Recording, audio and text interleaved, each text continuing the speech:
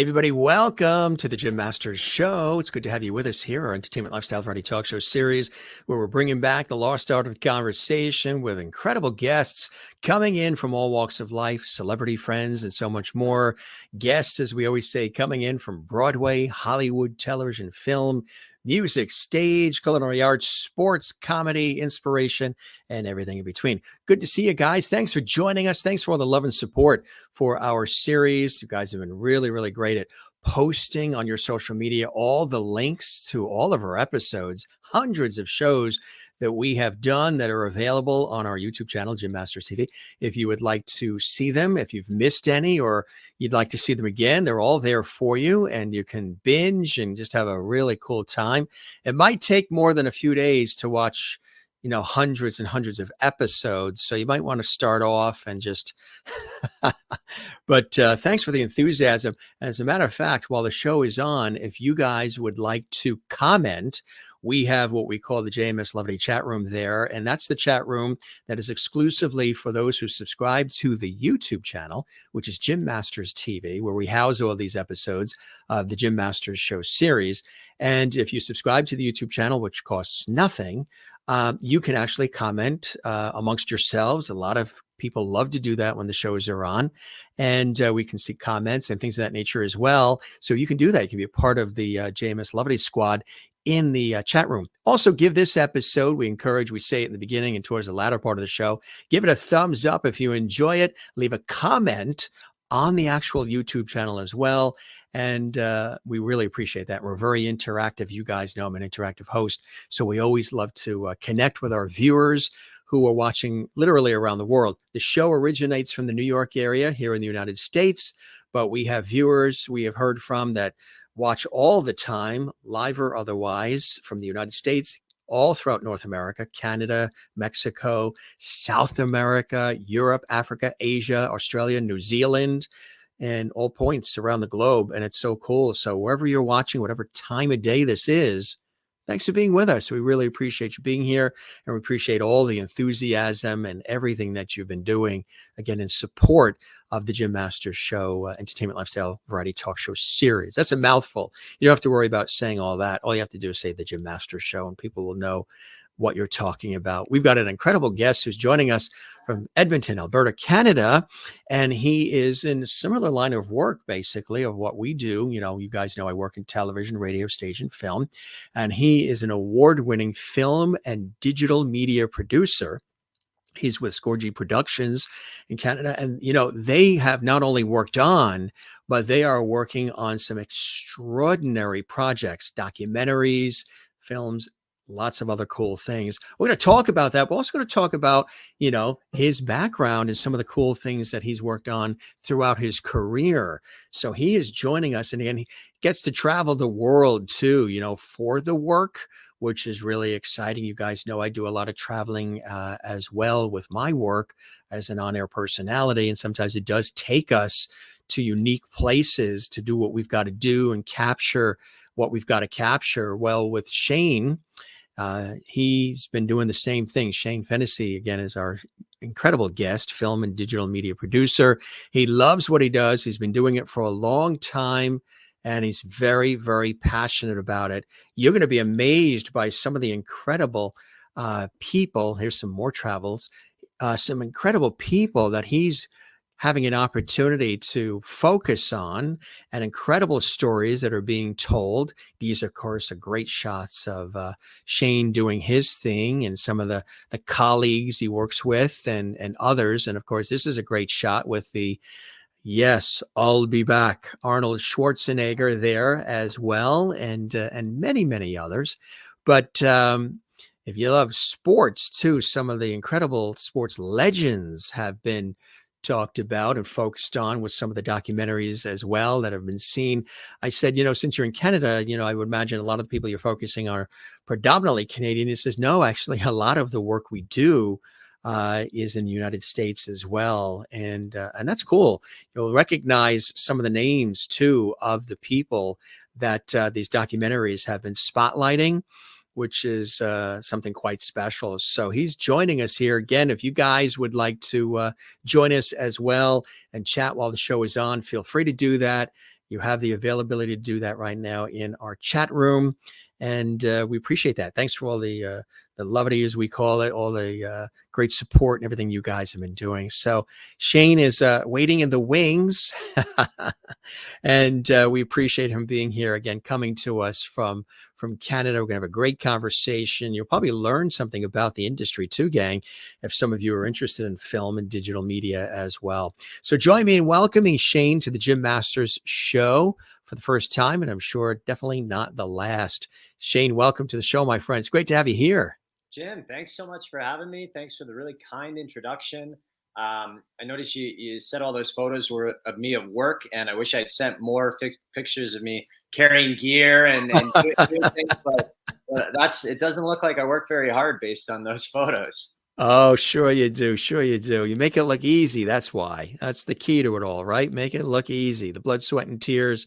That's sort of behind the scenes. How did you get into this? Early on, we all have things that go back even sometimes to our youth. I mean, for me, being an on-air personality, I harken back to times when I remember we used to do plays in the garage and the neighborhood friends, and in the bedroom I would walk around with a little cassette recorder and a little microphone throughout the house, interview the relatives over the holidays, and like a little mini reporter early on as a kid.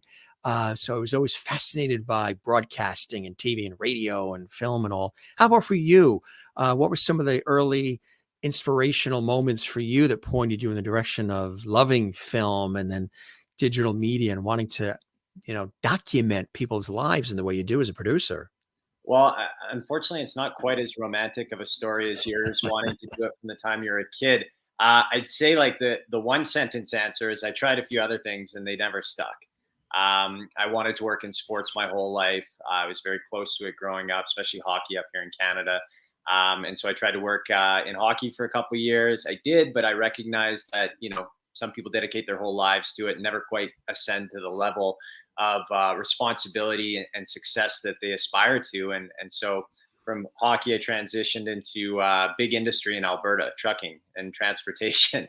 And I worked for an operations and logistics company, just planning routes and doing driver pay stuff. And, they told me, look, we've always taken a trucker and tried to make him a manager. So instead, take a manager and try and turn him into a trucker. That it was a great job, like great career trajectory. I would have been set for life if I just continued on that path. But it's just something in me wanted more. I wanted something more exciting, more dynamic. I didn't want the white picket fence house in the suburbs and drive to work every day in your truck and weekend barbecue. I wanted something a little more flexible than that. The ironic thing is now I just moved out to the suburbs, so I don't have the white picket fence. But yeah, you had a few weekend barbecues. Yeah, well, we had a couple good shakers this summer, the housewarming, but it's just funny how priorities change through life. But yeah, anyway, after that job, I had quit and just I didn't really know what I was going to do. I was bartending, I was managing, and a friend of mine called me and out of nowhere just said, "I know you're looking for something new. Like you should get into filmmaking."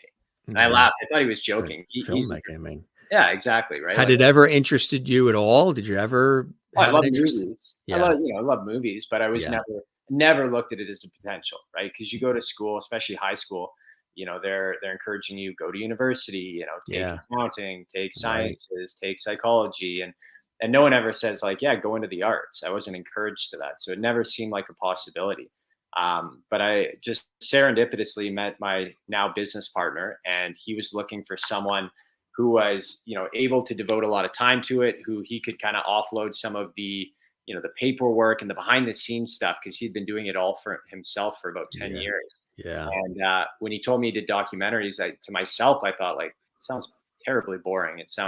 I thought docs were, educational and historical, and that was kind of it. Sort of dry and just, with a narrator and old clips. Yeah, exactly.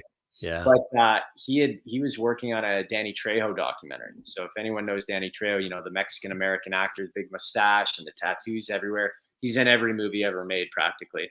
There you go, Danny Trejo. You got a quick guy on the scene there. But tell us about him. That was an amazing project, huh? Danny's got an incredible story. Danny, he did his first hit of heroin at 12 years old. grew up in Pacoima, just outside of LA, and very poor community, lots of gang influence, and he ended up going to maximum security prison at 16 for about 20 years. Yeah. So life was not going in the right direction. But through jail, he ended up getting clean, and he, weirdly enough, like, he was on death row for a short stint, and he said he made a promise to God, and he said, if you let me die with dignity, I'll spend the rest of my days alive helping my fellow man. He ends up getting off death row. He gets out of prison eventually, goes into the 12-step program, gets clean, ends up on a movie scene or a movie set. And the director just loves his look. He's got this scowl. He's, intimidating, but he's a sweet guy. Right. So one thing led to another, and fast forward 40 years, and he's had this illustrious career as one of Hollywood's most beloved stars. That's right. And he jokes, he says, what, God, when I made that deal, I thought I was dying next week. Like, I didn't know he'd been there for decades of being like this, but he contributes everything in his life to helping other people. And which so is, it's very inspiring, huh? Yeah. As far as I can tell, it's the most redemptive arc of anyone's true life story in Hollywood of all time. Your Score G Productions has really tackled some extraordinary people and extraordinary stories as well. You mentioned Danny, another one, Donovan Bailey, huh? Donovan, yeah, another amazing. Like the world's fastest man. I mean, yeah, world's fastest man, 94. He's an interesting story because unfortunately he's always going to be linked to Ben Johnson, who is, of course, the Jamaican-born Canadian who tested positive for steroids after winning gold. So Donovan, going through his career, he was the most tested athlete of all time. Like, he said it seemed like 5 times a day, people would just show up wherever he was. He was getting on a flight to Jamaica at one point, and the doping agency said, well, you've got to test before you get on the flight. He says, I don't have to go. Sorry, if you want me, you're going to have to get on the flight. So the agency had to buy a ticket for the agent to go on the plane, and then a return flight back to Jamaica just to be with him so he could pee into a cup. Donovan got a kick out of that one. He said, I didn't plan for it to happen, but it's funny how it did. Geez, talk about my cup runneth over, huh? You get that? Cup running, It's I just thought of that, actually. Got to write that down. I'm quick. But he's just, an extraordinary athlete, huh? Yeah, I mean, he, just obviously really genetic freak, but also just super disciplined and had great coaching. And the funny thing about sprinting is, I forget who in the doc put it this way, but they said, look, like, if you want to be the best at the world in something, you want it to be running. You want to be sprinting, because not everyone in the world plays hockey. Not everyone in the world high jumps or plays soccer, but everyone in the world runs. So when you're the fastest man in the world, you are literally the best out of all the people in the entire planet at that one thing, something that everyone does. So that's quite the pat on the back for Donovan. It really, really is on so many different levels too. The company also worked on this incredible individual's life story, Michael Bisping. This is really another incredible story. Tell us about this one. Mike the Count Bisping, he was the UFC's first British champion. He was a 2-time champion. And what we ended up telling the story of in the documentary is the fact that the second half of his career, he fought blind in one eye. That's something that most people weren't aware of or suspected. He had a head kick by a guy named Vitor Belfort, which resulted in a detached retina. And from there, he had multiple surgeries. He developed glaucoma and ended up losing the eye. So for the second half of his career, he had to cheat all the medicals at the UFC just to be able to fight, because he wouldn't get insured if they knew he had one eye. So not only did he do that and succeed, but he also won the belt and defended the belt once with one eye, which is absolutely absurd if you think about doing anything physical with one eye closed, riding a bike or trying to hit a target. And one of the sweetest guys of all time as well. Like, it's really a testament to the people we work with when he's got this interview list that he sends us, people that we might be able to talk to. And if you go and look at the interview list on IMDb, his documentary looks like the Expendables 6. It's Vin Diesel, it's Mickey Rourke, it's Michael Jai White, George St. Pierre, Tito Ortiz, Dana White. It's a big, long, illustrious set of stars. And everyone, when we talk to them right away, from Michael, no problem. We'll do an interview. We'll make time. We even interviewed Joe Rogan. We had 30 minutes with him, someone who, the $100 million man there of podcasting. He still made time for us. Spotify. Yeah. Yeah. What did you learn in talking to him? Is what you learned about the world, or did you also learn things about yourself after talking to him as well? Well, a guy like him who succeeded, not necessarily because he was, the most physically gifted, but he succeeded out of pure grit and determination. Yeah. He was unstoppable. Even going back to the days before he was in the UFC, he was, sleeping in his car while driving 4 hours away in England to, go train over the weekends, and then working full time, going back home. He had a, young girlfriend and kids at home. And, basically life, like, if this doesn't work out, I'm screwed. And he believed in himself, and he just kept pushing and wouldn't be denied. He just made himself undeniable. And, he's not the kind of story where you pull these little tactical little bits or pieces of it. But for him, it's like, you just have to work your ass off, and you need to absolutely just be hungry to succeed. So it's not, in a time and era now where, pull up yourself by your bootstraps isn't always looked on with kind words. He's kind of the antithesis to that, to be honest. Right. Exactly. Yeah. Well, sort of the farm system, you work way up, and then you're rewarded as you accomplish that. And then you work your way further, and you get rewarded for that. And life goes up. Now, sometimes it's overnight. If you got a TikTok video that hits. I just, that's tough though, because we see now the overnight successes, but even the seeming overnight successes typically have a large body of work that they just weren't public figures before then. Like even a comedian like Dane Cook, he got looked Boston, at yeah, overnight success, and we're actually starting his documentary in the new year. Oh, that's cool. Yeah. Boston kid. Yeah. Yeah. Boston guy, like, was the biggest comic on the planet for a period of time. Right. And a leading man in Hollywood, of course. But he was looked at as an overnight success. But he's like, I was touring, college campuses for 5 years before I ever sold out an arena. Like, it's not like I just had one TikTok that went viral. And it seems like the more body of work you have before you hit fame, the longer your career tends to be. We see so many factors in the pan now of someone gets 10 million views on TikTok, but who cares? Like, what next, right? Because you're only as good as the last thing you've done. Right. It's not right. Exactly. You have to back that up. So it's better to have like the experience and things you've done. So if you do have that one, moment of boom, you've got all of the people will sort of dig in deeper, like you're doing with the documentary.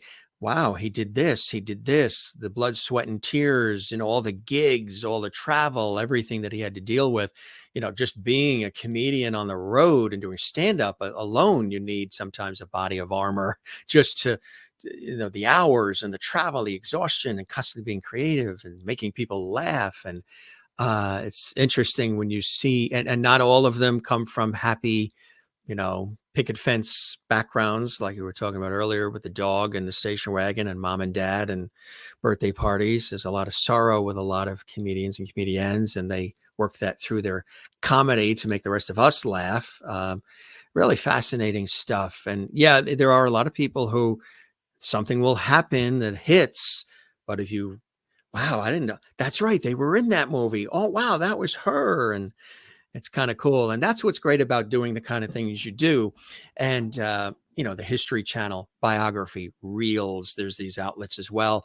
And when you really, PBS, which I've been affiliated for a long time with, when you have the opportunity to really sink your teeth into the documentaries, like, for example, there was one just recently, my affiliation with public television, that we just saw on Peacock Network, which is part of NBC.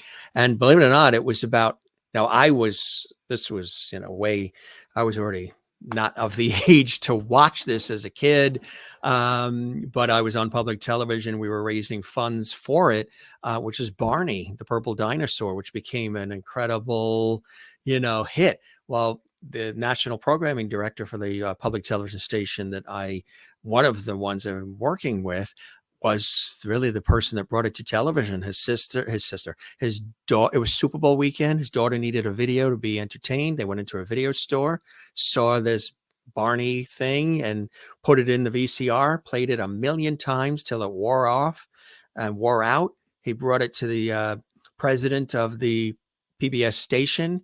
This was actually in Hartford, Connecticut. They looked at it. He brought it home to his son. His son went wild. And they actually approached the woman that created Barney and said, we would like to take this to television, a video that she had just made really for her son. And it was really a fascinating story. And there was a dark side to it as well, because there was a lot of hate towards Barney. The kids loved it. The parents absolutely hated it.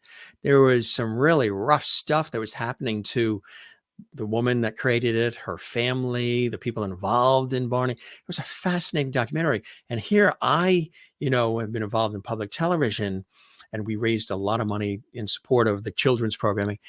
And even after watching that documentary, there was a lot of eye-opening stuff that was like, holy cow, I had no idea what they went through. How, the guy that played Barney, the other guy that did the voice, I mean, they had threats to their life and all kinds of crazy stuff over a children's show. That's what's cool about, filmmaking, documentary making, is you can unearth some of this incredible, as you're celebrating something, you unearth things that give people a broader understanding and scope of the entire thing, that it wasn't just all glitz and glamour and, hey, Barney, I love you, you love me. There was a lot going on behind the scenes. And that's kind of cool you must really enjoy it too, because you learn so much sometimes even about people that you've revered as you're telling their story, as you're building their story, huh? Yeah, well, a couple of things. So on the Barney front, two lessons from Barney. Number one is in grade 3, I went to school for Halloween dressed as Barney and got ridiculed by the other kids. I thought Barney was awesome. He was my idol. I wore the costume, had to run home crying at lunch. And kudos to my mom. She kept my Batman costume from the year before. And so I returned to school after lunch dressed up as the Dark Knight, full of confidence. So self-identity intact. So that was lesson number one. Don't let your kids go to school as Barney for Halloween. But lesson number 2 is you never know who's watching, right? Like it could be a room full of 10 people, and you're doing your stand-up act. It could be a wrestling match that's in the lower tiers where there's 100 people in the crowd. This mom made a video of Barney, and boom, they put their effort, they put their hard work and soul into that thing. And you never know when someone who is going to be a decision maker sees what you're doing. That's what happened. Yeah. So it's a really important lesson. We've seen that a lot with our athletes that we've worked with too. It's you're there to put on a show, regardless if you're not where you think you should be or where you want to be. You need to go out there and put out the best effort for the crowd, who's the people who are watching. Because that agent, that manager, that network executive might be watching, might be in the crowd. So yeah, that's right. What I gleaned from Barney. But the other question you asked was just in terms of what have we learned of these stories and illuminating things that people haven't or didn't know otherwise. I mean, we live in an age of just instant social media headline reading. Like, to tell the story behind what happened is just such an honor for us, because I'll give you an example. Right now we're doing just wrapped up production on a documentary about the first Inuit hockey player in the NHL, a guy named Jordan Tutu. He grew up in the Arctic tundra of Canada, right? Like really rough and tumble. Incredible, yeah. Suffered from systemic alcoholism and abuse. There's Toots. And he was a fan favorite because he had a nickname on the ice. He was called the Tutu Train, because despite his stature and being 5'10" or thereabouts, he would absolutely obliterate people. He was like the hardest hitter. He would fight guys like 6 inches, 8 inches taller than him and win.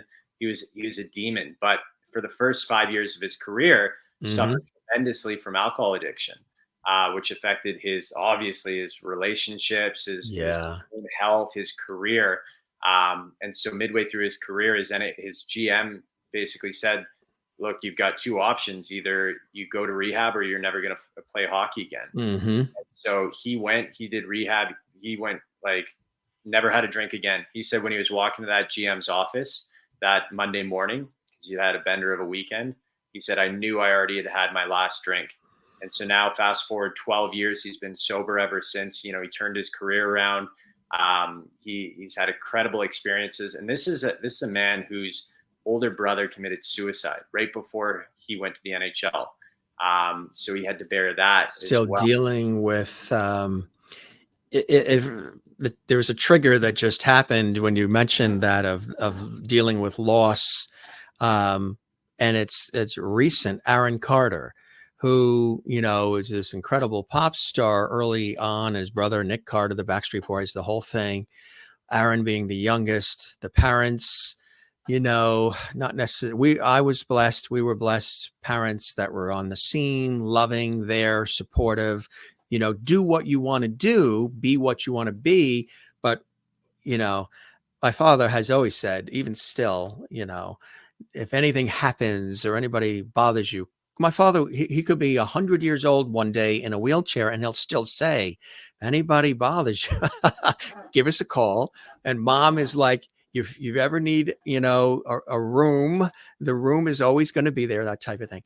But Aaron's situation, very different with the parents as managers and all this. And he mentioned it in so many interviews, and I'm sure there's going to be documentaries on his life now, as there are for many that pass, Whitney Houston and these others. Never got over the sister's overdose in 2012. He was close with her, Leslie, and never really got over the sudden death of his father at 65. And as we saw the spiraling down over time of that, and the record labels weren't considering him serious, and just all of the struggles. And it was a very sad situation, what happened with him. And he really was the comeback kid. I mean, he tried so many times to come back, and even the latest stuff that he did, self-funded, self-produced. I mean, and everything went away. The family's house, the cars, all the stuff they had earlier, because the money just disappeared somehow. And just a really tragic story of not being able to deal with the personal losses. Yet you have to be out there entertaining everybody and, living up to the image that was created since he was 6 years old, when he was thrust into it by the parents. Stuff, and then you live out the drama publicly. And that's not always healthy, when you're dealing with stuff that is usually more of a private situation, Yeah, well, parents are supposed to be the ones that are there to help you through the tough times, to protect you. And being a parent manager, I feel like there's conflicting interests there. Like you see it with lots of stars. The one that comes to mind is Avicii. Not that he had parent managers, but his managers constantly pushed him out on tour. Keep going, keep playing. He was the hottest, electronic music producer of the time. And you see it in his documentary. It's very clear he's miserable. Like he doesn't want to go do this. And he has to, drug and drink just to get ready for these shows and pump up. And he's like, guys, I just want to go home. Like, I just want to take a break. And they're like, no, all they're seeing is dollar signs. Right. So I can't ever see a situation where a parent manager is a good idea. Now, granted, like us in the doc world, we're not as exposed to the pitfalls of Hollywood up here in Edmonton, Alberta. But humans just aren't built for that type of fame either. We're not meant to be idolized by millions of people. It does something to the psyche, and it takes an incredibly strong foundation to not be affected by that. There's Right. Probably only a handful of celebrities that have reached that really true worldwide level of fame that have managed to push through. Yeah. I just watched the Elvis movie a couple weeks ago, and that was phenomenal. And you just, my generation, I'm 34, so I clearly didn't grow up with Elvis. And to me, he was that Hollywood stage, parody caricature kind of guy. But right. You see it go back to how groundbreaking he was and influential he was, and blown up. And what's even more remarkable is he never left the U.S. Right. Only it's all right. Yeah. But it's just, you you need that safety net of people there that are out for you as a person's best interest, not the career, not Yeah. the business.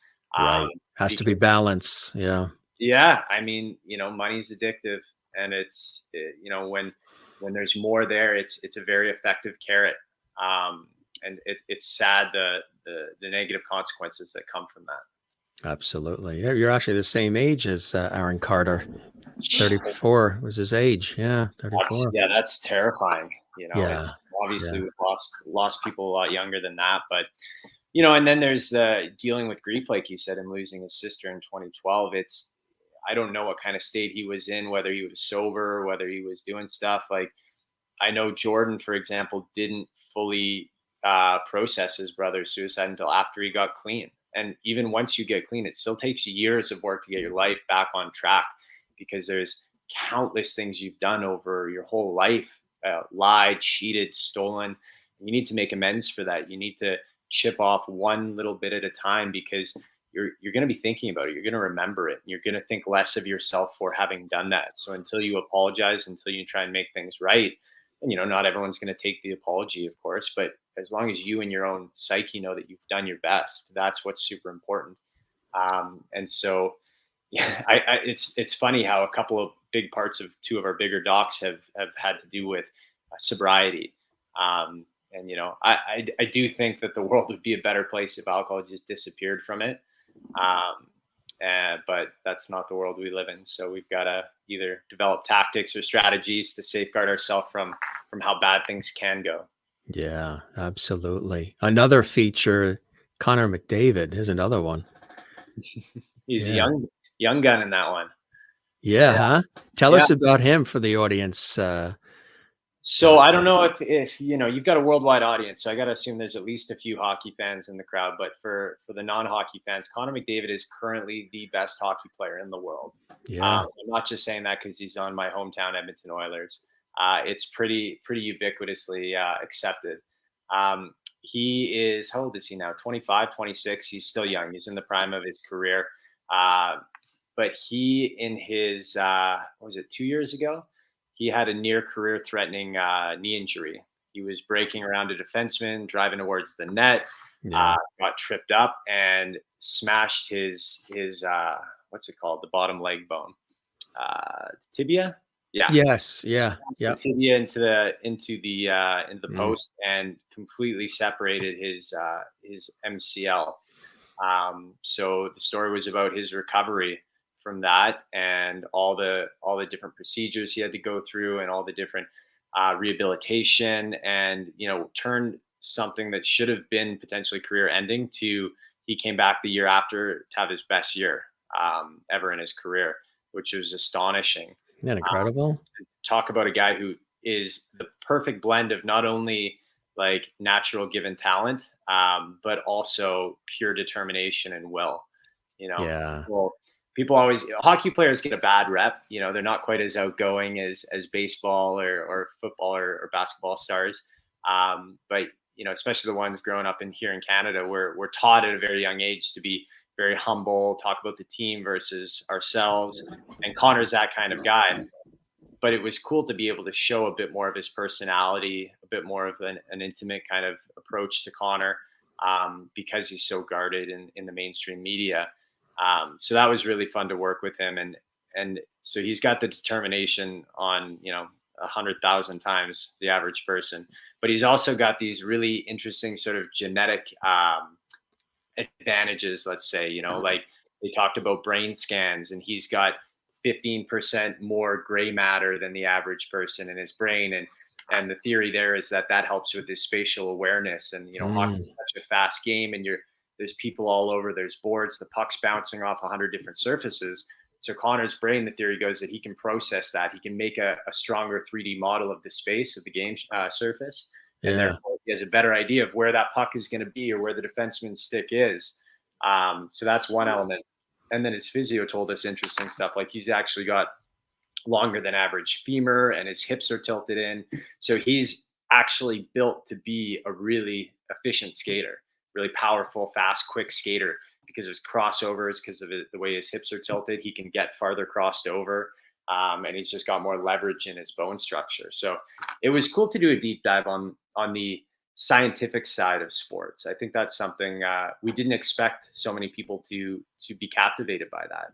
You It's know, kind they of were like, cool when that happens, isn't it? yeah, they Yeah. wanted to know more about the science. Like, Right. I Yeah. thought people would just glaze over at that part, but they were captivated it. So, we've been working on potentially getting like a sports science documentary series going. I think that would be That's, really interesting for people. But yeah. in our industry, we've got at least a dozen potential projects that we're considering at any one time, right?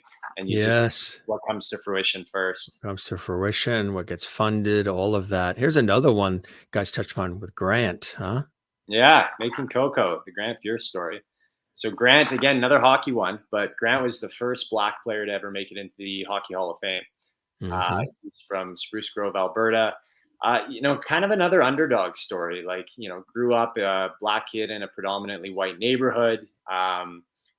Was raised by adopted parents, and never he never had any expectations of being a pro hockey player. Let's just say that, but Right. he ended up getting drafted by the Oilers at 18 and went on to win 5 Stanley Cups with them. He had a 20-year career in the NHL. Like I said, Hall of Famer. And another guy that, just having his name as the documentary subject, everyone said, yes, of course. For Granny, no problem.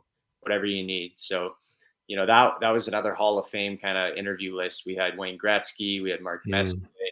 Glenn Anderson, Chris Pronger, Paul Coffey.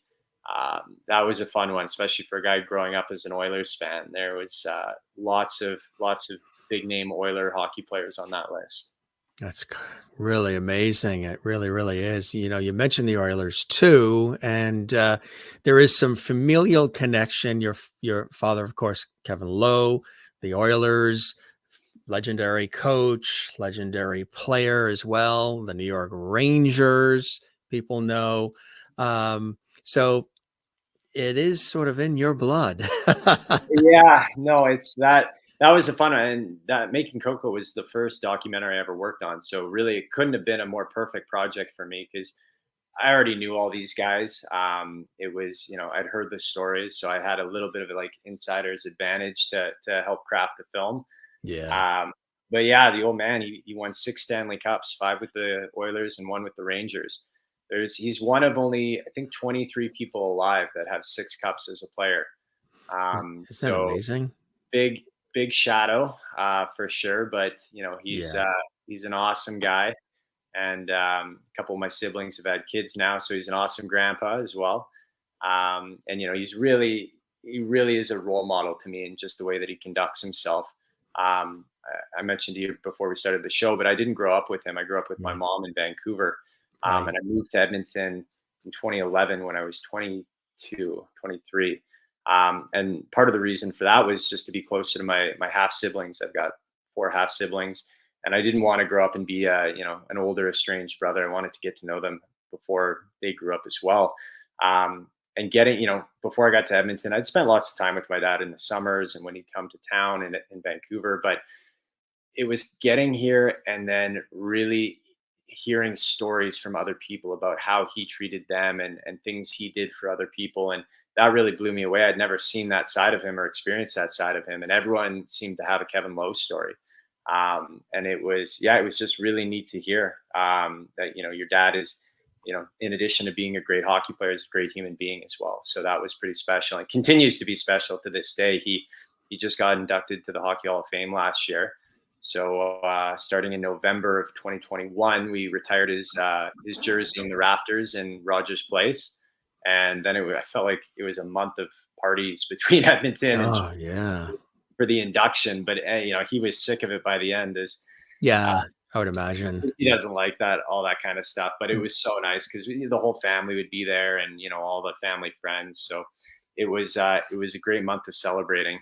And I'm just lucky that I never went into pro hockey because I'd never be able to live up to those kind So of that expectations. that's it.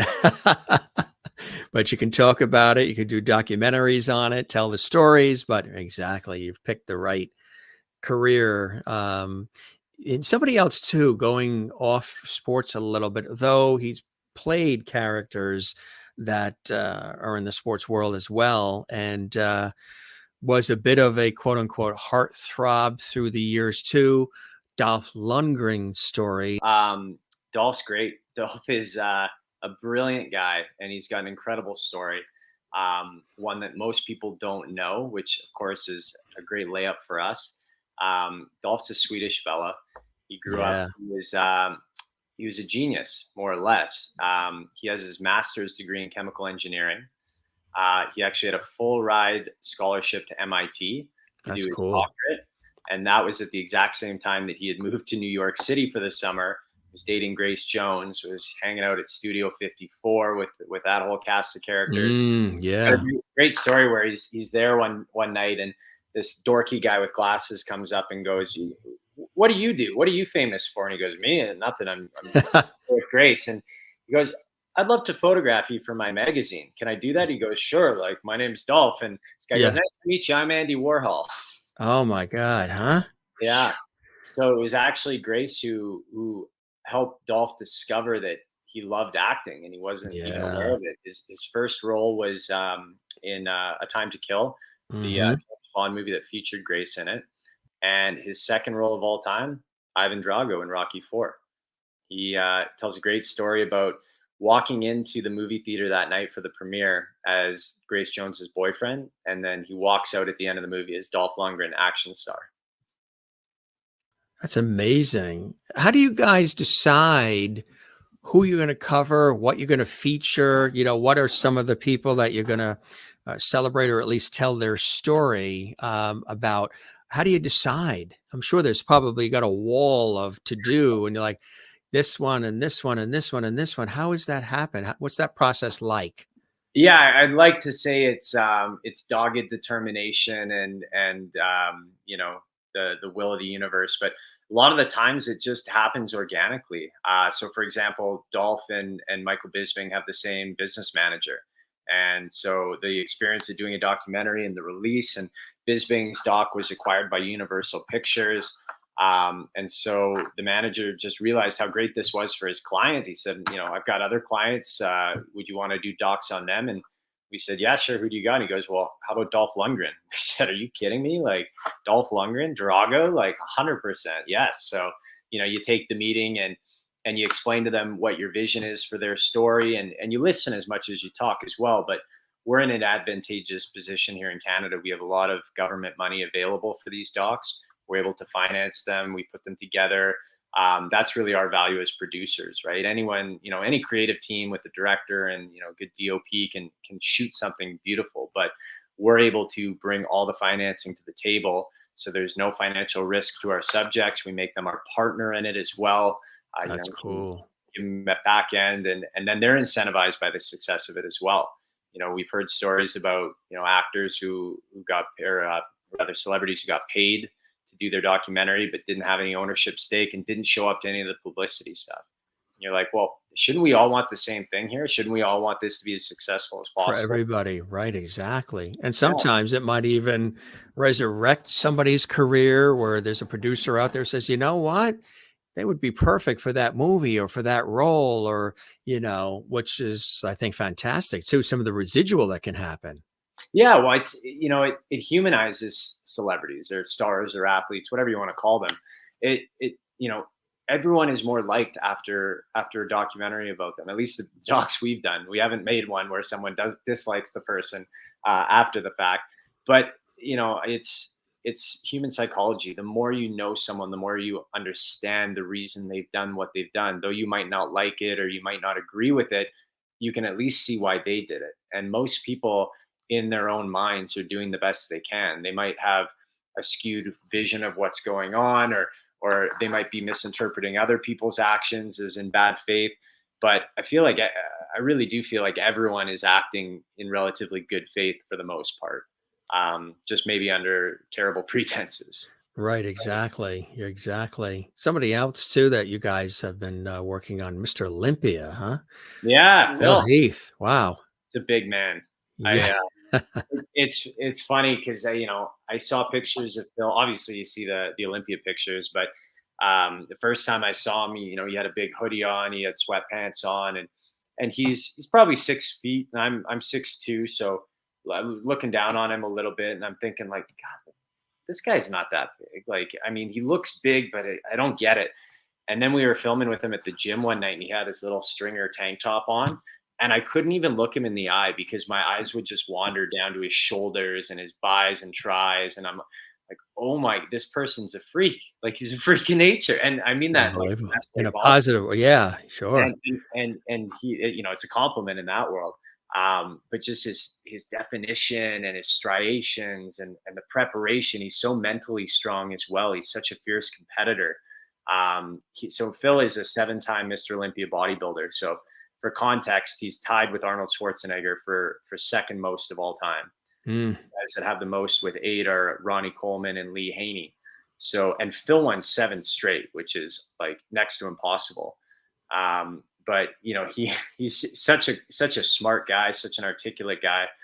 Usually when we do these documentaries, we have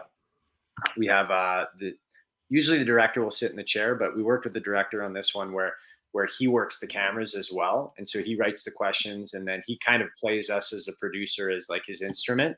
And so I was sitting in the chair kind of interviewing Phil for this one. And one of the questions I asked Phil went on like a 6-minute long like tangent. It wasn't a tangent because it was relevant, but a 6-minute diatribe, let's call it. And he got so intense, and he was like raging and then happy and elated, and just took me on an emotional roller coaster. I'm sitting there. I've got goosebumps and pins and needles, and I've never had this in my life.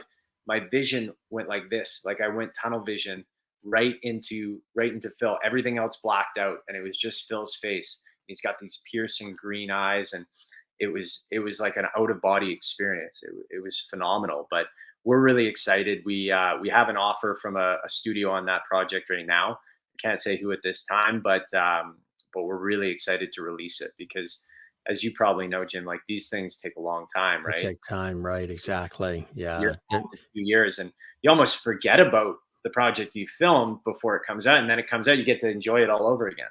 Exactly. It's like fresh and new and revisited once again, which is fantastic. Here's another too that you've been touched on. Yeah, huh? This is a tricky one, Arturo Gatti, right? So yeah, on this one, we're actually doing a 3-part series. I think it needs that, right? Yeah. Yeah. So there's been stuff done on him before, but for those who don't know, he was found dead in his hotel room in 2009, and his wife was arrested under suspicion of murder. A week later, she was released with no real explanation as to why she was released. And there's just rabbit hole after rabbit hole of curious circumstances around. So we felt that this really needed to be fleshed out more. There had been the ABC kind of true crime hour special sort of thing, but not a true in-depth theatrical 3-part documentary series done on it. So, we spent time in New Jersey with some real interesting characters. Yeah. You can imagine the types of people that are involved in professional boxing. The types of people in New Jersey that we were hanging out with and interviewing.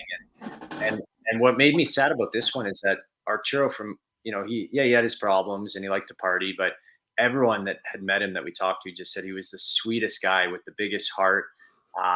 He had this funny accent because he's from Montreal, but he was an Italian-born Canadian. And it was just, people said he was just the sweetest man. And so that's one where like, we'd never covered someone who had passed away before. And it was a totally different experience with a lot of pressure on the director to get things right. There's no one to speak on Arturo's behalf, really, like, no one who can speak as well as he could about himself. So there's a lot of pressure in putting the story together the right way. But it's the first time we've tested the waters in the sport/true crime world, which is a whole different ballgame than what we're used to. We'll keep an eye out for that as well. I mentioned, you mentioned Schwarzenegger too, and tell us about this meeting. So this was a wild trip. So we were filming Dolph's. You're taller than him too. Yeah, there might be some optical illusion thing going on there. He's farther back. He was in the middle. I did some creative cropping because there's like us around him. But we're down in LA filming Dolph's documentary. And of course, Stallone and Arnold, both big parts of Dolph's career throughout the years in different movies. So we organized, with Stallone's publicist, we were setting up at the Beverly Hills Hotel for Stallone's interview. The whole crew's there. We're all excited. We're all nervous. And then I get a call from a California number that I don't recognize, and I answer the phone. He goes, "Hi, Shane. This is so-and-so. I'm chief of staff for Governor Schwarzenegger." I go, "Oh, hello." He goes, "Yeah, I understand that you guys want to interview Mr. Schwarzenegger tomorrow. He'll meet you at Gold's Gym Venice at 9 a.m. for a half an hour interview." And this was like completely out of the blue. Like Dolph had been texting Arnold to like try and line something up. And so as soon as we finished with Stallone, we had to run down to Gold's Gym because we had to scout the location. We had to say like, are they going to close it down for us? Where are we going to do it? And they were able to section off a part of the outside that we had Arnold sit down in. And thankfully it was quiet enough that we were able to use the audio from it. But he was great. You know, he rolls in, he's got no entourage. He walks around the gym for a little bit. He's talking to people, joking around. And then he comes and, you know, sits down and he's joking with the team. You know, he's giving the sound guy a hard time as he's getting the mic on. And you know, just our director's like, "Yeah, I just got one more question." He said, "You said that 3 questions ago." Like, come on, I'm just kidding. You know, so he was a cool guy. And actually, I don't know if you saw that article, but he got in a car accident. I'm pretty sure it was like either that night or the day after that. He was in the same jacket in the photo. In the photo, yeah. Yeah. I guess a good sign that he wants to work with you again is if he says, "I'll be back," right? Yeah. Yeah. Well, you know, we always gauge it too, because we're in a fortunate position that we meet people too. And, you know, we had this kind of not written down plan, but like, how cool would it be if, you know, Stallone loves Dolph Stock and Arnold loves Dolph Stock and these other guys, and maybe we end up with a whole series of the classic action star documentaries. But you know, I think they're each working on their own separate projects, which makes sense. You know, when you're that caliber, you can get any amount of money from any streaming platform or studio for it. So not saying they shouldn't go with us, but I understand why they might have taken 10 million from Netflix, for example. Right. Right. Or Paramount or one of the others. Right. Exactly. This is a cool shot. Tell us about this shot here. Is it the team? Yeah, so on the far left, that's Adam Scorgi, my producing partner. In the middle, friend, fellow director, Akash Sherman. Akash is actually a TIFF alumni. His first feature that he wrote and directed was a film called Clara in 2018, and it got into TIFF. So he hit it hot with his first one. We were here filming a little promo segment. We in April released what's called the Creative Hustler Key for Scorgi Productions. So it's basically an early members pass to our documentary team. So owning one allows you access to our full documentary catalog online. You're able to like connect the pass via the website and watch any of our films. And also we do draws a few times a year of all the holders of this Creative Hustler Key to be able to come with us on Scorgi filmmaking experiences. So that's things like day on set as a producer, or, you know, red carpet premieres or studio sessions. And so we run the community on Discord, which is fun because we can really engage with the people that follow our work. And it's just a fun little kind of side project that we put onto the business, because first thing everyone asks is, you know, how can I come on a trip? Like we're fortunate. We get to go to some pretty cool places. And so we said, well, let's design a scenario in which people can kind of be a member in our community and have the chance to win some of these experiences with us. You do get to go to a lot of different places, huh? And see all kinds of different. Yeah, that one was Rankin Inlet, none of it. So we were ice fishing. It was the spring ice fishing derby. Oh, really? We were camped out on the land. You know, like town is town in Rankin Inlet, but the land is something different. The land is spiritual. The land is where they go to, the indigenous go to get away from everything and really get back to nature. And so we were fortunate enough to go up to Rankin with Jordan Tutu twice. He said, you know, his only stipulation is, if you guys are doing my documentary, you have to come back home to where I grew up and see. Oh, that's cool. You know, how I grew up. And yeah, of course, like we would never think to do it otherwise. Right. So we were out on the land for 3 days there, where you can see our tents at the top of the picture there. Mm-hmm. Out on a frozen lake. This was like a 3-hour snowmobile ride from town. And it was just, there's no trees up there. There's no landmarks. All you see is little islands, and you're on the frozen lakes.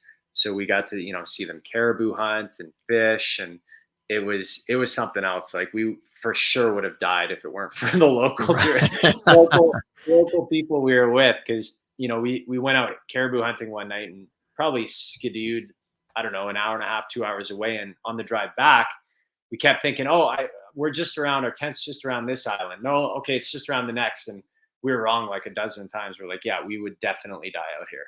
Yeah. Here's another place. Now, is this in LA area? Yeah, that's what's the name of the spot? Kind of like an hour northwest of LA. Is it? Let's see, Monterey. No, it starts with an E. It's like smaller town. I think it starts with an E. Starts with an E. Yeah. North, about an hour north. Yeah, like northwest. Like, it's on the coast, obviously. But we were there filming, doing an interview with Warren Robertson. Oh yeah. He was Oxnard. Sorry, it starts with an O. Oxnard with the Oxnard, yeah.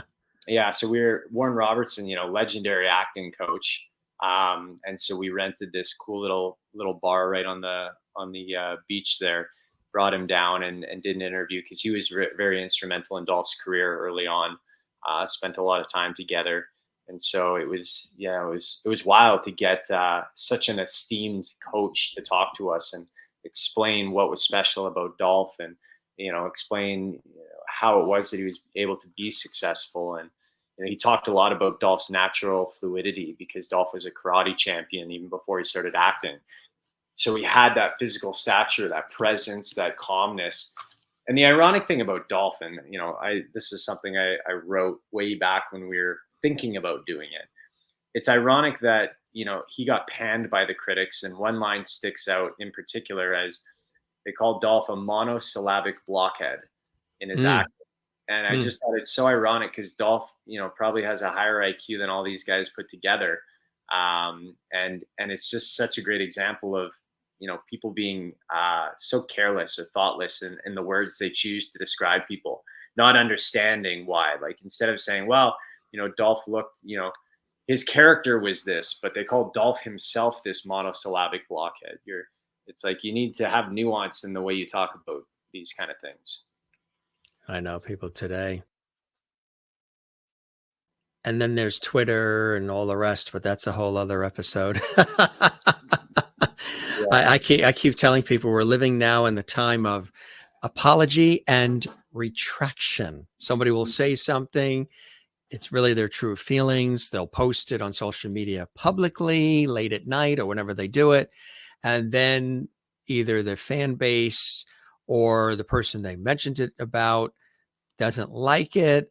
And all of a sudden there's a furor that's the opposite of what they thought would happen. They thought they'd get all the support. And then the advertisers and the money starts getting affected, where people start pulling away. I don't want to be affiliated with that. And then all of a sudden, here comes that retraction and then the apology. It's constant. Like, every day you're seeing this stuff. Anybody ever stop to think before? I mean, we were taught early on as kids, think before you speak. Don't hit send. Look at it, reread it, maybe even print it out and put it away, whatever you're going to write, but don't always hit send. Yeah, do not send an angry email, that's for sure. You give it the old minor sports rule, right? The 24 hours before responding. Some people are even lucky if they get the chance to apologize. Like, there's people who have just been completely crossed out. Like, you're removed from public discourse. You're banned from various platforms, and the whole cancel situation. Yeah. It's a scary thing. And, it's interesting now watching what's happening now that Elon Musk has bought Twitter, and essentially removing the ability to cancel people unless they're doing very particular things. But voicing an opinion that's not popular doesn't get you blocked off the public square nowadays, which is, important for free speech, to have that dialogue. It's important to know who has bad ideas, right? Because number one, you can identify the people that you need to be careful of. But number two, that's how ideas improve, is you challenge them against other ideas. It's a dialectic. You have a conversation, you you say, this is how I see the world. How do you see the world? And together we can either, we'll probably come to a more complete, more accurate depiction of the world by putting both our experiences together. But eliminating that is a scary thing, because it just reinforces one way is the only way. That's right. And one of the reasons why we're here on the Jim Masters show is because we can all share and collaborate and commiserate. And that's so incredibly important. The earth runs more smoothly on its axis, spins more smoothly when things are balanced. And I agree 100%. Here's another shot. Tell us about this. Where were you here? That's in Stockholm, Sweden. So we were, again, filming for Dolph's documentary. We got to go to some cool places for Dolph. We went sometime in Marbella, Spain, because he had a house there for a long time. And then we went to Stockholm, Sweden. He's from Nyland, which is a place that's about 5 hours north of Stockholm. Just had a chance to interview some of his childhood friends. His teenage karate coach. That's so cool, huh? His business partner. So he really let you into his world. Yeah. I mean, you have to look, you're not going to get a real documentary unless you talk about the good and the bad. Right. People are gonna see inauthenticity right away if you're not covering the tough things. And all the credit in the world to Dolph. He is very transparent when he talks. He talks about his mistakes. He talks about what he learned from those mistakes. Talks about how he grew as a person. And he's in a great place in life to share this now, because not everyone is ready to share their faults and their shortcomings. But he's very thoughtful. He's logical, as those Scandinavians typically are. So everything is kind of looked at as like, I did this, and of course this was going to happen, and that was my fault. And so it's refreshing. And we're fortunate to get to work with these high performers, because I feel like it's contagious. Every project you just see stuff that people went through or done, and you just can't help but be inspired. We're, as a crew, we behave on set. We're not boisterous or rambunctious or anything, but afterwards, when we get in the car, we're driving to lunch or driving back to the Airbnb after a great interview, we're all just buzzing. We're all just talking. Yeah. Everyone he said it's like a high, and yeah. And it's cool, because we all relate to it in a different way. Like the director is, of course, thinking about it critically from a storytelling and filmmaking point of view. Us producers, I feel like we stand back more, and we're absorbing it as people. And then, the sound guy, he's got his head, he listens to every second, everything that's said. So he hears it. And it's literally in his ears. The camera guys see it in a different way. Like it's a cool experience. And sometimes you wish we wish we could go back and spend 5 more minutes interviewing them, because, you think of great things after the fact too. Luckily with Dolph, we've got lots of chances to talk to them. Do you get to stay in touch with some of them after the fact, when the production is done and everything's in the can? Is there a continued, hey, how's it going? Or is that? It's the latter for sure, or the former rather. Like we build these relationships with our subjects that really are not like relationships I've ever had. You go through some really tough stuff with them, and their story, and it always takes a little bit of time, but eventually they become fully transparent and fully open up. And that's just human nature. You're not going to bare your soul to a film career meeting for the first time. But, like Grant, I've seen Grant probably a handful of times this year. Invited him to come to Vegas for the event and spend some time. Bisbing, we'll exchange texts every now and then. It is a relationship, because you go through this adversity of trying to make a film and the struggles of it. And we're fortunate, and we pride ourselves on the relationships we build too. If we always want to leave them feeling good about the experience, because, really our former subjects are our best advertising out there. We've got multiple projects because someone talked to someone who we've done a project with. And they said, oh, you've got to go with those guys. Just because we treat people the right way, we do the right thing. And we always put the talent and the creative number one above our own needs. Right. Yeah. Exactly. It's the way to do it. Yeah. Yeah. It's the way to do it. And then there's nights we bring out the sport coat and looking spiffy and Yeah, we get to have fun every once in a while. I tell people filmmaking looks fun, but like 95% of it is boring paperwork, and I work from home here. So you don't see. have they tried to rope you into being talent, to being an actor, especially when you're hanging out in LA doing projects and you see a shot like that? I mean, do they say, "Hey, I think we see a movie role or something for Shane"? The ego in me, I I'm sure couldn't that's happened. I couldn't honestly say I haven't thought of like, oh, maybe there's going to be like a scouting agent or someone, a talent agent who sees me and is like that. But no, that's, I've spent enough time on film sets. Like acting is not an easy gig, and I have far more respect for the craft after having watched it firsthand, and watched some real talented actors do their thing. Yeah. Everyone likes to see people make it look easy and think I could do that. You see an Instagram Right. star with 1 million followers who makes content or does, I could do that. But it's hard work, and there's a reason why not a lot of people, the 0.001% are successful at it. So Yeah. I like what we do. I feel like I'm pretty good at it. There's definitely areas for me to improve on. But I just want to get really good at doing what I do. And if someone, offered me backed up the Brinks truck with cash to say, we want you to act in this thing, then maybe I'd give it a shot. But What are some of the things you really love about this work where it's a real passion for you, Shane? the travel is huge, getting to see different places in the world, getting to talk to people with totally different life views and experiences than you. I took psychology in university. So the story, the psychological underpinnings, the rationale, the motivations, those are the things that I'm really drawn to. Um, You ever self-impose, like I've worked on documentaries over the years too, and some I've had the opportunity to be involved as the host, but also get involved in editing, producing. And I know that a couple of them, I just got so wrapped up in telling this person's story.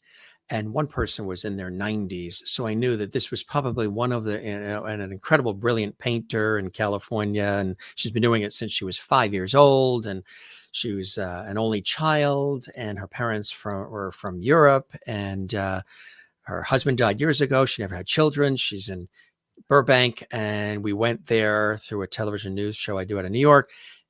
And we're tasked with sort of covering her and interviewing her. But I turned it into, a award-winning documentary type situation.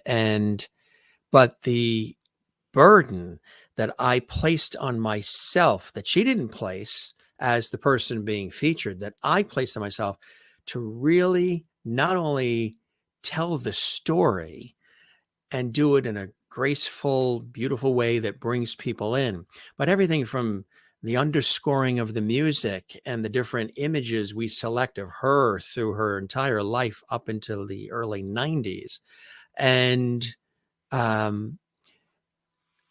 having it, because I like when people feel things, because I'm a feeler. I like to feel things. When I watch a documentary, I want to feel something. I don't want to just watch it just for the facts.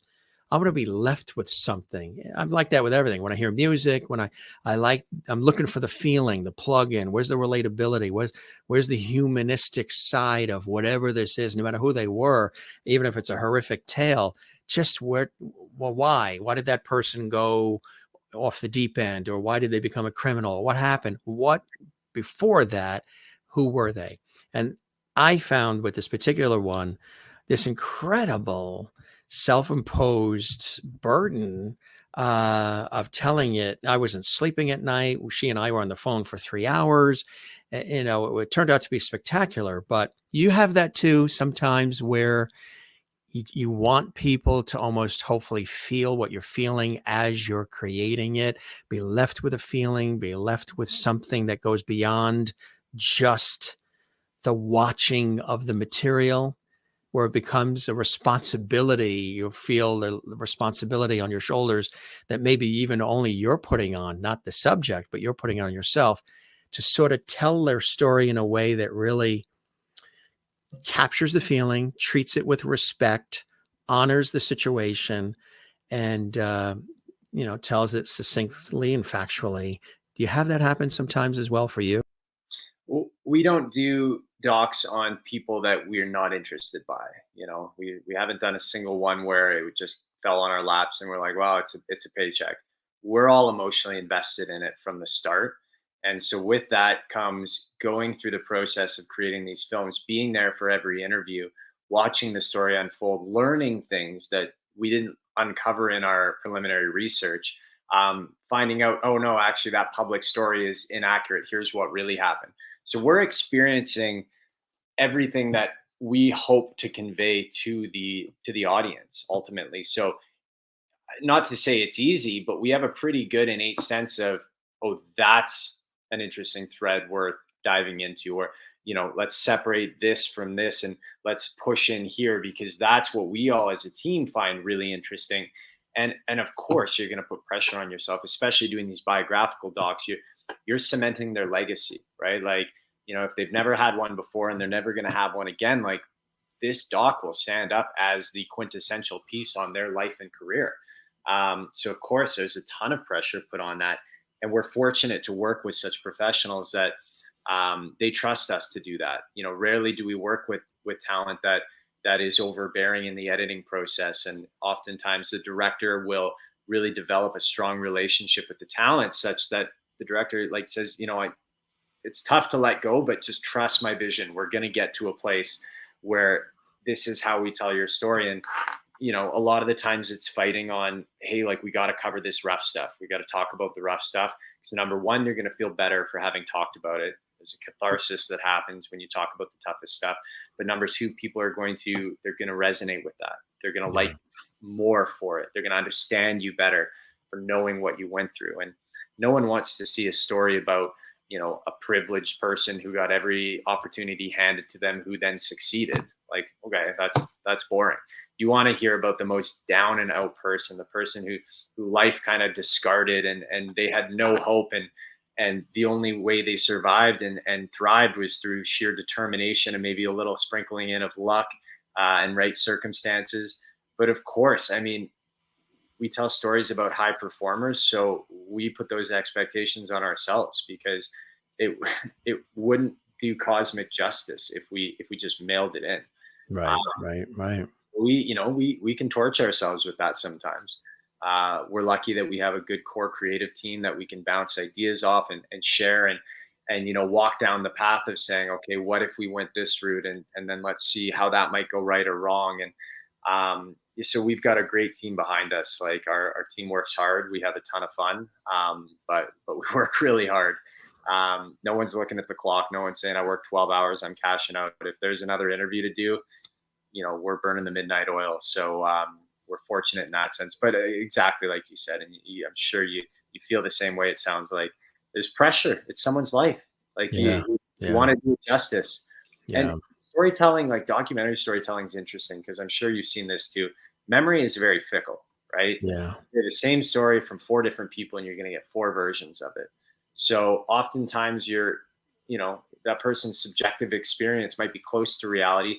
So sometimes you're constructing just the most entertaining version of the story. You're not lying. You're not twisting the truth. No. But you're presenting the events in a way that makes it more compelling. Right. And I guess a true documentarian would say, well, you can't be close to your subject or you can't have any emotional connection because that's going to alter the way you tell the story. But really, if you want to get technical, like true documentary, there's no such thing as true documentary unless people don't know the camera's there. So anyone with a camera that's in sight, that's not true documentary. So throw that argument out, right? I think our stories are better for having the emotional involvement and for getting involved and loving the people in the story. And I think it makes for a great product. And I think the audiences have told us as such as well. What I noticed when we went to see her was that, she was in her 90s and she, was a very independent person and very, her work has been featured all over the world and beautiful work and this whole bit. She's commissioned, but she had a little bit of a wall, a little bit of a protective, here are these people coming into my studio, my home, and I want to do this, but there was a little bit of a reserve, a little bit of a, even almost talking over me a little bit, just a little bit of a, okay, what's going on? And I said, you have to almost sometimes with the subject, as you know, ease them, let them know, there's trust. We're here to celebrate or tell a story. Nobody's going to come here and flip the house upside down or any of that. And it turned out to be a situation where the more that I understood that, and that's why you say the psychology comes into it and understanding the person and feeling them out about how much they want to tell their story and how much they want to share, and being able to sort of feel that out early, which I did as we were across from each other. And it got to the point where she completely opened up, where she was just, she hated when we wrapped after hours and hours of capturing it all. And it won several awards. She was on the phone with me for about 3-4 hours after when she saw it completed and everything was sent to her. And she was crying, and I'm 92 and I've never had anything like this done in this particular way where there is this feeling, and she's an artist. So she really got this extra feeling from it because she's already a creative type. So she got it. And it was like one of the, I was very conscious because I knew she was older. I knew that, she had done this for decades, and she's in this room with all this art she's created all around her. This is like her, nirvana. She wakes up and she's always, in her 90s, she's still painting, drawing. She's constantly doing it. And then got a phone call about a year after it had been done and all the awards and everything else, that she passed away. And wow, it felt like I lost a member of the family. Because we were welcomed into this woman's life who I hadn't met before, welcomed into her home, and spent the time, and she spent the time with us, and we were able to capture something that resonated with people. But I felt like a member of my family, a relative, an aunt, passed away after I found out that she passed within a year of that particular thing that we did on her. And sometimes that's a little bit, you get close. Like you say, should you get close? Should you not? Should you just be businesslike? Just be, life is short. If you get close, you develop a friendship out of it or whatever. That's living. That's the icing on the cake. I'm not always agreeing with, just go in and get it done and just get out. Well, then maybe that's not that kind of format. That's a quick 30-second YouTube short. That's not a documentary. But yeah, she had passed away, which just made things even more of an incredibly rich experience. Well, it sounds like you made her feel heard and seen, and that's so important, especially at a point in your life where you're close to the end, I think. So it's incredible that you did that for her. Did you get a chance to watch it with her or with her family when it was done? Yeah. Yeah. And it Found was, watching it with the family is yeah. a Yeah. totally different experience because Yeah. number one, you're looking over and being like, okay, we interviewed them. Hopefully, Yeah. Are hopefully, they gonna, they said the thing at the end of the day, but hopefully they're not. It's different when it's in front of a screen yes. for strangers. But if the family likes it, then you've really done a great job because they know them better than probably they know themselves, and that's if you can win them over, then you've done your job, and it sounds like you did that. Yeah, and it was really an amazing thing because they were sort of reserved a little bit as well, and but then they were all crying. They were like, "Wow, this was," and and even I was getting emotional because I was so connected to the response they were getting and feeling what I hoped they would without me telling them. Look for this part, or what do you think of the music coming in? What about just letting it ride, and as I would hear the sounds coming out of them, I'd be like, "Whew," they check, They Yeah. felt that they're getting what, and then, it was submitted for different things, and feedback from awards and stuff was the same kind of thing. We sat back and we didn't shut it off. We're judges and all, and we didn't stop it and have a sandwich and come back. We just sat there like this, didn't want it to end, which is, you've heard, I'm sure, before. That is like a compliment when they say, wow, that 1 hour or whatever went by in a New York minute. It felt like it was only 20 minutes. It went by so quick. I want more. That's one of the hardest things too, is knowing when to end it, when to cap it, because you are telling a story, knowing when to put that last, thing in there. Yeah. That's sometimes tough as well. Yeah, you've got to be judicious with it, and unfortunately, a lot of great stuff hits the cutting room It floors. hits the cutting room floor, right? Exactly. So, Yeah. so what strategies do you have to? I don't want to say disarm, because that implies some other kind of more underhanded motivation. But what strategies do you use to make someone feel comfortable when you go in for the first time? It's something that I think might be, and at least I've been told this by many, many people, something that there are things that I do that I'm not even aware that I'm doing, because it's part of my personality anyway.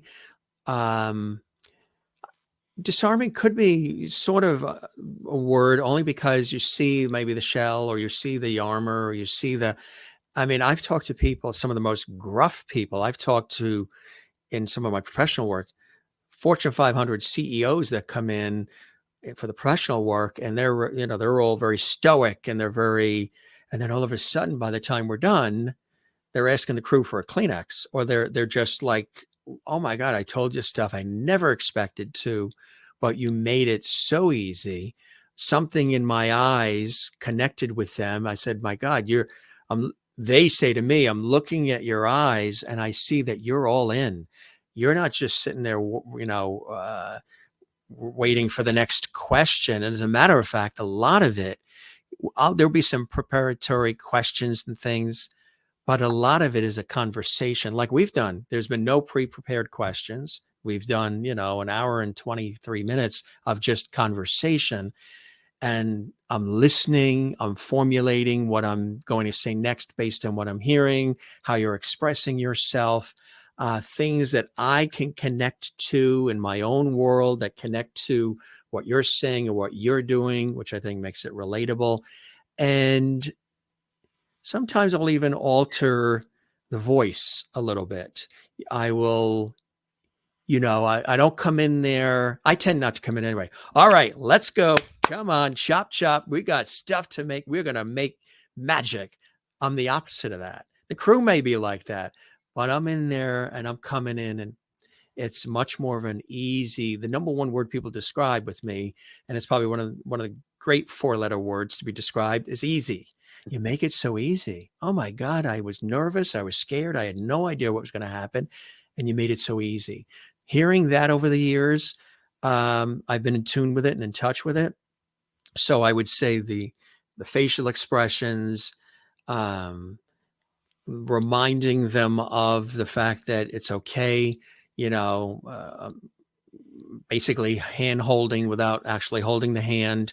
We're good. Everything's all right. If they get nervous, they sneeze, a light falls down, don't worry about it. We're good. Because I work very well into chaos, even though I hate surprises and I hate chaos. I'm actually drawn to it. That's why I work in this crazy industry. I'm drawn to having to make sure that everything looks smooth, sounds smooth, easy. That was supposed to happen. Connect the dots, keep the train on the track. Those are some of my favorite moments. And sometimes when you go in, and I've done a lot of live television, live radio too, live stage, where that happens all the time. And I think because of that, I'm coming in there and I'm getting focused on this person as not the client, not the superstar, not, where's the humanity? I want to see what's behind all that. I want to feel their soul. I want to see their heart, and I want to hear how they express themselves. So more automatically going in from a humanistic way, no matter who that person is, the most gruff, the most sweet, whatever they are, the most troubled, the most happy. It's connecting in a way that's human, where they look at me, they listen to me, and they're like, okay, this guy's the host. What's he going to ask? What's this? I'm intimidated. And it's the opposite. They're left never feeling that way, feeling almost like a friend came to visit with it for a cup of coffee. And now let's talk. Let's, share your story. And I do emotionally invest a lot of myself in that process. I lower any sort of armor that they would think I would have, which I don't have, never had, on air or off. I don't have. The guy that you see here is the same guy you'd see, having, I don't know, a beer with or whatever. It's the same person, maybe just a little heightened only because there's lights and cameras and color, but that's about it. And I think maybe they connect with that because I'm very cognizant of it. And so I look for the human connection, and sometimes I'll alter myself a little bit based on the chaos I see going around me to keep them comfortable, keep them at ease. And that will then, bring them out into situations where they constantly say, I never expected, first of all, you'd give me all this time. You give me all this attention. You're not rushing me through. You're not just asking me about the movie, the CD, and the book, and okay, in and out. Who's next? You're not transactional. I always say I'm not transactional. I think I've done it long enough too, all of these years, where transactional is good and it has its place, but I don't really like doing just transactional stuff anymore. I think it has to have empowerment, inspiration. It has to connect. It has to bring joy. It has to entertain. And we learn from the whole process as well. That's the short answer. But I know you got you got it. You got what I was saying. Yeah, oh yeah, 100%. And it sounds like you lead with your heart more than your head. And I find when you don't have expectations of someone, or you don't have an objective other than I want to help tell their story, or their story as it pertains to person X, Y, or Z, then it's much easier to do that because you're there for them. You're, as a host or a director asking the questions, you're there to bring out the best in them. So you end up being a team, and that comes across very quickly. Of course, the three words that help us disarm people the most and eliminate nerves are, we're not live. Yes, I'll say that. Yes, I'll say that. Automatically, they're like, yeah. oh my God, thank God.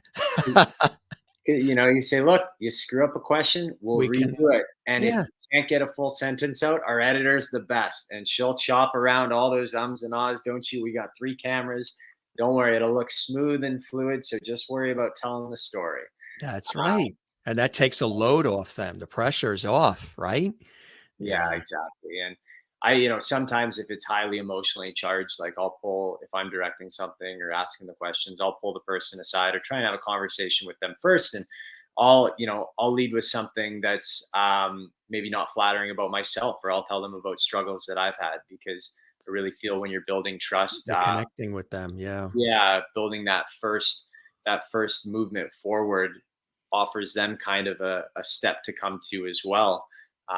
Where you look human to them, not just as this person coming in with this crew, but you're a human that has scars like everybody else. Yeah. Mm-hmm. Yeah. We've all made mistakes, but they can either crumble you or they can make you better. It's really a matter of perspective, I find.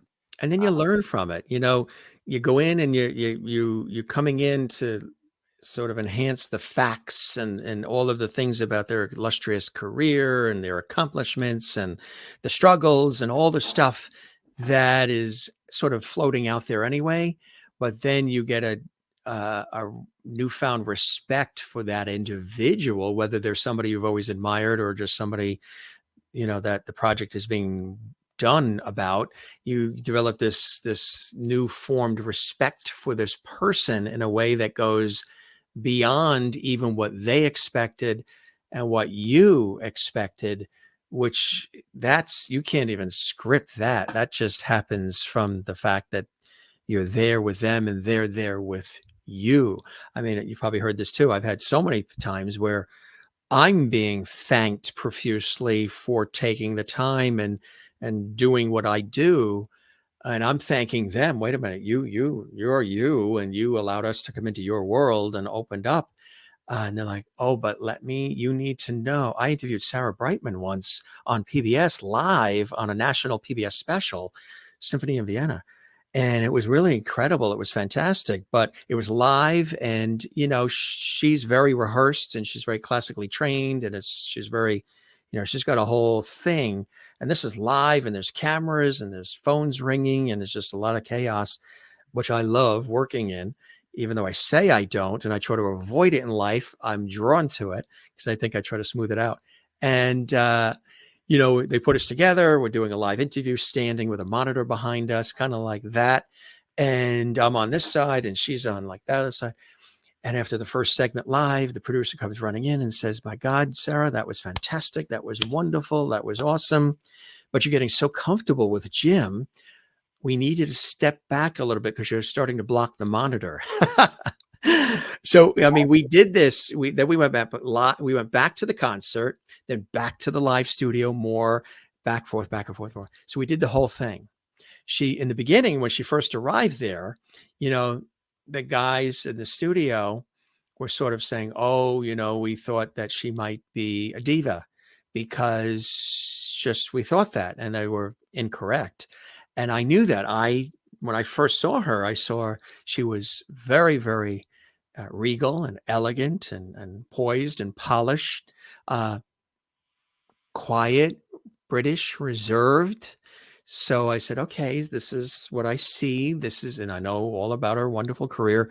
This is what I see. So I'm going to make some adjustments in me to see if those adjustments make her feel even more comfortable. I'm not going to come out of the gate, hey, Sarah, let's go. I'm going to do the opposite to meet her where she is. And at the end of all of that, we're walking off set. The night is done, successful night. And I feel somebody grab my right hand and almost rip it out of my arm. And I turn around and it's Sarah Brightman. I'm like, uh-oh, what did I do wrong? What did I forget? What did I not say correctly? What's going to happen? She said, I need to come down and listen to what I have to tell you in your ear. I don't want the producers to hear this. And I said, really? She said, I need to thank you because I've never experienced anything like this. And this isn't my element with all these cameras and all this live and action and all this. And you made me feel so at ease and so comfortable that I expressed things that I've never expressed before on television. And there's no way I can leave this TV studio and get in that town car and get to the airport and go back to England without you knowing from me how much I valued and appreciated the conversation, that you really cared, you listened, you lifted me up. There were times where maybe I was going to lose track a little bit, and somehow, without you pointing it out, without you saying, hey, look, I saved the day, you sort of quietly came in with a net and you sort of, kept things going. And I need to thank you for that. And, but I don't want the producers to know because they have their whole thought of You're like, those are my bosses. You should absolutely. Actually, it would benefit me if you do tell the producers and leave a Google review and 5 stars for the interview. Yeah, that would be, yeah. So I've mentioned it sparingly to a few people in cases like this where you can understand how you have somebody that comes in, and this situation was live, and how you're tasked with, you are the conductor of the train, and the train can easily derail. So I'm very keenly aware of making sure that if the person is on a tightrope, I'm right there. Nobody sees that I'm there with the net to catch them, because I don't deliberately. A lot of people do that. Hey, look, I was the one that, and I'm the opposite of that, because then that ruins everything. I'm there with the net, So if they trip or they're going to slip, I'm right there. You keep going, you got it. And I'm just quietly right there. And I think maybe that helps with the situation as well, you know? Well, you know the saying, when you're good at But something, enough about me. This is about Shane. well, you know the saying, when you're good at something, you tell people, but when you're great, they tell you. So kudos to you. And sounds like you should be charging people. It's almost like therapy to a degree. That's what everybody said. Even when they come on this show, which again, all these episodes, on the side like this, it's been the same thing. People have said that it's kind of like that. And I think it is for everybody, the viewers, all of us. And I think it's really, really cool. And you would love what you do. You've been doing it for a long time and you're passionate about it and you're telling stories in a really cool way. And here is that website for people to check out some of the incredible work. A lot of cool stuff coming down the pike. Congratulations too on everything. And let's definitely stay in touch. I'm going to keep the porch light on for you here on the Jim Masters Show live, and make sure you let everybody know about our show. And there is somebody that pops in towards the latter part that just want to say a quick hello. Mr. George Burns is here with us. George, he pops in towards the latter part. My aunt collected dolls, and this got passed down to me. He's got his cigar. He's got his red pocket square. Comedian, legend extraordinaire. He said you knocked it out of the park. He learned a lot. And says if you ever want to do a doc on him, he's ready. Dang, George is living the life, dressed to the nines and cigar, and I wish I was looking as good as him. He's got a little martini down below that you never see that he's sipping on during the conversations as well. Yeah, I just got straight scotch in my coffee mug. Oh, very nice. Very, very nice. Don't even need the ice. No. There is the website, gang. And I hope the show met whatever expectations you had, my friend, and you enjoyed the time with me as much as I absolutely have with you. And again, it's a small world. Who knows? Maybe they work together, probably know a lot of the same people. As a matter of fact, Wayne, our buddy Wayne. You beat me to it. Wayne Lucas, shout out to him for fabulous guy. Fabulous fella and stand-up guy in every sense of the word. And really, really appreciative of him for making this introduction, Jim. And this show's been awesome. This was, I kind of came in without expectations. I just said, let's let this be a conversation. And little did I know that's what you wanted as well. And this has been perfect. Look at us, an hour, 38 minutes in, and not bad, huh? It just got started. So I'm sure we'll be able to do this again, hopefully around a time that we've got something coming out so we can direct people there and get their thoughts on it. But yeah, no, this has been fantastic. And thank you for doing what you're doing. It's so impressive. I think you said 900 and something shows consecutively. Yeah, it's a testament to discipline and dedication to it. So good on you. I appreciate that. I appreciate that very much. And if you have some of the folks you work with that want to pop on as guests, they're all welcome to join us. Again, it takes a village, and continued success in all you're doing, Shane. Again, we'll keep that porch light on for you. And thanks for stopping by the show. It was really a terrific conversation, not just about, the business and how it all works, but about humanity and the reasons why you do what you do and love it, and kind of like what I do and what I love. And I think that's a terrific conversation, You bet, Jim. Feelings mutual. Thank you so much. Really appreciate it. Now you've earned the opportunity to refill the glass. I mean, if you need to, you sang for your supper. So if you want to refill it, go ahead. I was kidding, by the way. It's Monday. If I started drinking hard liquor on Monday, I wouldn't get through this week. So we save the celebrating until we have something to celebrate. Until there's something to celebrate. Exactly. Well, you be well, my friend. This was terrific, Shane. And thanks so much for joining us on the show. Really appreciate it all the time. Yeah, pleasure is all mine. Thanks, Jim. All right. You take care and be well. Cheers. Bye. Shane Fennessey here on the Jim Masters Show. You got a chance to learn a little bit more about this extraordinary filmmaker, documentarian, digital media producer, and so much more. And maybe you weren't sure even about how this all works and how these things are put together, if obviously you're not working in these types of fields. But that's what's great about our show. As much as we have entertainment, we've got poignant conversations. We sort of really spread things out. We don't rush anybody. And it's kind of like the entertainment lifestyle variety talk shows of yesteryear. the Carsons, the Cavitts, some of the others, but with a modern vibe, modern twist of today. Quite unique what we do here on the show. And we thank you for all your support, watching, celebrating, sharing the links on your YouTube, on our YouTube channel, on your social media. We really appreciate that. And of course, you can find me on Instagram, Twitter, and Facebook at Jim Masters TV. Our YouTube channel is Jim Masters TV. We tried to make it so easy. And and we thank Shane for joining us here on the show. Really an epic conversation. He's got a lot of cool things that he's had an opportunity to immerse himself in. And now when you look for some of their projects, you'll see all of the, you'll think back to this conversation on the Jim Masters show series, and you will think about the heart and soul that goes into all the work that they do. And that'll probably pop up as you're watching some of their stuff, which I think is really great. So, gang, thanks for joining us here on the Jim Masters show. We really appreciate it. Thanks for all the comments, all the enthusiasm as well. Again, this is going to be archived right on our YouTube channel, so you'll be able to watch it 24/7. You can share the links as well. Share the YouTube episode link, and then it'll be directing them right to our channel. And you can binge watch all these great episodes with amazing guests that we have that come in from all different backgrounds, celebrity levels and otherwise. And it's terrific. Gang, as you guys know, we never say goodbye around here. We say see you later. Ciao, cheers, slancha, sayonara, hasta la vista. We say moi loop. We say take care, be well, shalom. And we also have something else we brought back that you guys wanted back. In the early days of the show, I used to show this sign, relax. And we got this when we were on a family vacation in Newport, Rhode Island, USA. It's kind of an old 1920s, 1930s beach scene.